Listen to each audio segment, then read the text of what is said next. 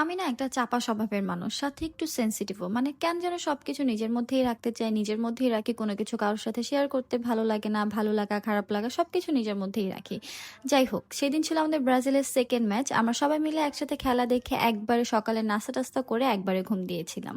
So আসসালামু আলাইকুম। কেমন আছো তোমরা সবাই? আশা করছি সবাই অনেক বেশি ভালো আছো আলহামদুলিল্লাহ। আমরাও আলহামদুলিল্লাহ আল্লাহর রহমতে ভালো আছি। লাস্ট কয়েকদিন যাবতীয় আমাদের আড্ডা দিয়ে ঘুমাতে অনেক রাত হয়ে যাচ্ছে। আর আমাদের ঘুম থেকে উঠতে একদম দুপুর হয়ে যাচ্ছে। তো এই দিন ছিল 19শে জুন। আমরা দুপুরে ঘুম থেকে উঠেই দেখি মা এখানে মজার মজার খাবার রান্না করছে। আর আমাদের রেসিপিটা ছিল হচ্ছে ভুনা খিচুড়ি, মুরগির তরকারি আর সাথে ছিল অ্যারাবিক একটা চাটনি, যেটা আমাদের বাসার ফুপু মা চাচিরা যখনই খিচুড়ি বিরিয়ানি বা এরকম টাইপের কিছু রান্না করবে সেটার সাথে এটা বানাবেই।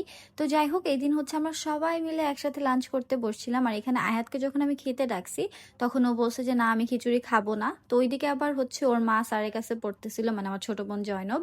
তো এইদিকে আমি ওকে বলছি যে আমি তো ভ্লগের ভিডিও নিচ্ছি, তো তুমি আমার ভ্লগের খাতিরেই একটু খাও। তারপর বলছে আচ্ছা ঠিক আছে। পরে খাওয়ার পর আমি ওকে বলছি যে আচ্ছা এখন তোমার মজা লাগছে না বলো? বলছে হ্যাঁ মজা। এরপর অনেক রকমের কাহিনী করে ওকে আমি মাত্র 3 লোকমা খাওয়াইতে পারছি। মানে আমার মনে হয় প্রত্যেকটা বাচ্চার খাওয়ার সময় আসলেই তাদের সব ধরনের এক্সকিউজেস রেডি থাকে, কিন্তু তাদেরকে আবার তোমরা আচার খেতে দাও, লবণ খেতে দাও, চিনি খেতে দাও, সেগুলো আবার খাইতে অনেক বেশি ভালো লাগে। তখন তাদের ঝাল লাগে না। আয়াত তো হচ্ছে বড়ই বা পেয়ারা দিয়ে যে আমরা লবণ মরিচটা খাই সেটা সে খাবে সুদা সুদা, তখনও তার ঝাল লাগে না। কিন্তু তুমি যদি দুধ দিয়েও ভাত দাও তাও বলবে যে ঝাল লাগতেছে। যদিও আয়াত দুধ ভাতও একদম পছন্দ করে না। তো যাই হোক, এরই মাঝখানে হচ্ছে 2টা টিম হয়ে গেছে, লামু জানো আর আয়াতের একটা টিম, আমার আর আয়ানের একটা টিম। আমার আর আয়ানের সাথে ওরা কথা বলতেছিল না, তো ওরা হচ্ছে রিমোটও লুকিয়ে রাখছিল। তো আমি আবার আয়াতকে অন্য রুমে নিয়ে ইমোশনাল ব্ল্যাকমেল করে কোথায় লুকিয়ে রাখছে সেটা জেনে ফেলছিলাম।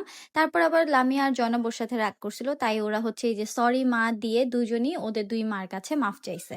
তারপর ওরা মিলে গেছে। আর এখন হচ্ছে আয়াতের বাসায় চলে যাওয়ার সময় হয়ে গেছে। আর দেখো ওর ফেসটা কেমন হয়ে গেছে। এর আগের ব্লগটাতেই দেখবা যখন বাসায় আসছে তখন কত বেশি খুশি ছিল। মানে ও যখন আসবে তখন অনেক খুশি থাকে, আর যাওয়ার সময় হলে ওর মন খারাপ হয়ে যায়।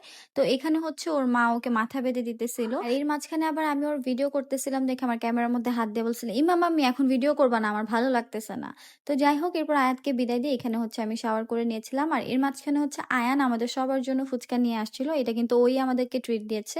সাথে সে তার গিটার নিয়ে আসছে, এখানে গিটার বাজিয়ে আমাদেরকে গান শোনাচ্ছিল।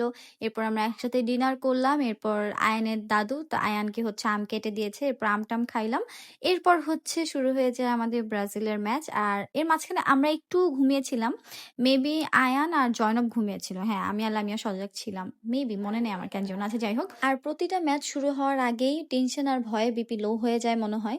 তো যাই হোক, ওই দিন ছিল ব্রাজিল আর হাইতির খেলা। আর ওই দিন কেন জানি হাইতির জন্য খারাপ লাগতেছিল। মানে আল্লাহ আমাদের কেমন একটা মন দিয়ে পাঠাইছে যে নিজের অপোনেন্টকে হারতে দেখেও খারাপ লাগতেছিল। যাই হোক, বাট মানে সবগুলো ম্যাচের মধ্যেই একটা জিনিসই মিস ছিল, ব্রাজিলদের সাম্বা। মানে এইটা ছাড়া আমার কাছে ফিফা সবসময় ইনকমপ্লিট লাগে। তো এখানে খেলা শেষ, এরপর হচ্ছে সকাল হয়েছে। আমরা এখন মানে সকাল তো তখনও ছিল। তো এখন হচ্ছে আমরা সবাই উঠে গেছি, কারণ এখন আমরা রেডি হব, আমরা এখন সবাই মিলে নাস্তা করতে যাব। আর এই যে আয়াতকে দেওয়ার পর আবার আমাদের বাসায় আসবে, সেই ব্যাপারে আয়াত কোনোভাবেই জানতো না।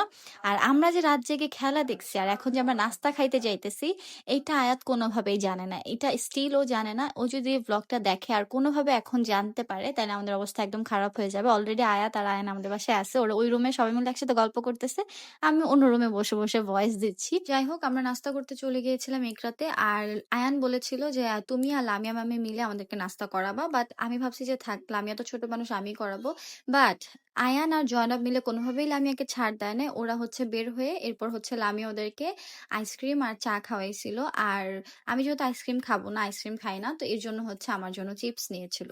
তো যাই হোক, এখানে হচ্ছে আমরা প্রথমে আমি আর জয়নব হচ্ছে লাচ্ছা পরোটা নিয়েছিলাম, আর আয়ান আর লামিয়া হচ্ছে ঢং করে রুমালি রুটি নিয়েছিল, মানে একটু হেলদি খেতে চেয়েছিল। বাট এরপর এবার হচ্ছে আমাদের দেখা দেখে আবার লাচ্ছা পরোটাই নিছে। যাই হোক, এরপর আমরা একসাথে অনেক গল্প করতেছিলাম আর হাসতে হাসতে আমাদের এক একজনের অবস্থা খারাপ হয়ে গেছিল। তো এই যে চা খেতে খেতে বাসায় আসতেছি, বাট চা ওই দিনকার একদমই ভালো লাগতেছিল না। তো এখানে দেখো লামিয়ার কাপ থেকে অলরেডি আয়নের কাপে সব ঢেলে দিছে। তো এখানে আসার সময় আম্মু আব্বুর জন্য নাস্তা নিয়ে আসছিলাম। আর আজকের ভিডিওটা আমাদের এই পর্যন্তই ছিল। দেখা হবে তোমাদের সাথে নেক্সট কোনো ভিডিওতে। সবাই ভালো থাকো, সুস্থ থাকো, আমাদের জন্য দোয়া করো। আল্লাহ হাফেজ।